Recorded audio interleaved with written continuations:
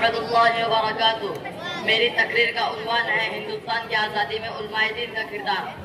अज़ाए कुछ वर्क लाला ने, कुछ बुलबुल ने, कुछ गुल ने, चमन में हर तरफ बिखरी हुए दास्तान मेरी।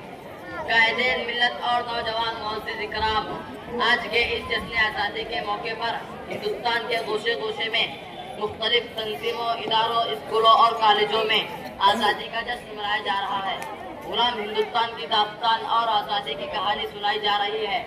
ऐसे वक्त में हमें भी अपने इस्लाम की कुर्बानियाँ याद आती है तो दुआए मग़फ़िरत के लिए हाथ खुद ब खुद उड़ जाते हैं। दूसरी तरफ हिंदुस्तान के मुसलमानों के साथ दर्दनाक वाक़िआत और जुल्म सितम के इल्ज़ाम सामने आते हैं तो खून के आंसू निकल पड़ते हैं। अगर हमारे इस्लाम और काबिल को इसका तसव्वुर भी होता तो वो लोग कभी इस मुल्क को अंग्रेजों की गुलामी से छुड़ाने और हिंदुस्तान को आज़ाद कराने के लिए इतनी बड़ी कुर्बानियाँ न देते।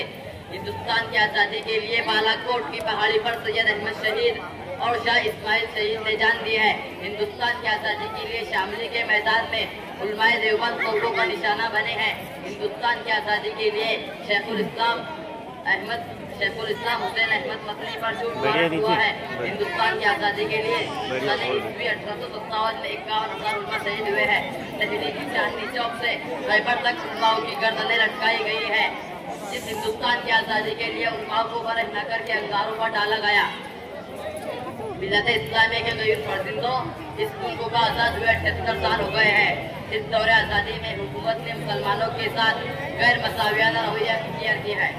जब गुलिस्तान को की ज़रूरत पड़ी सबसे पहले हमारी गर्दन कटी। फिर भी कहते हैं हमसे हम अहले चमन, ये चमन हमारा है तुम्हारा नहीं।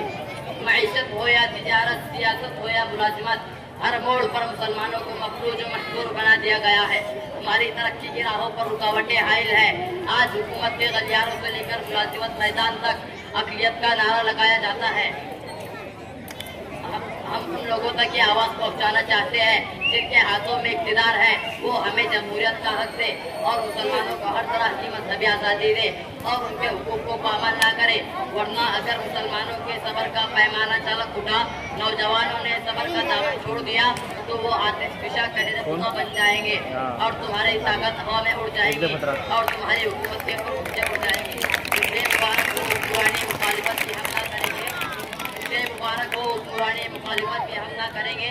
अगर शरीयत पे हाथ डाला तो तुम रहोगे ना हम रहोगे। अल्लाह ताला हम सबको इस्लामी दुश्मन ताकतों से महफूज रखे। वमा अलैना इल्लल बलाग।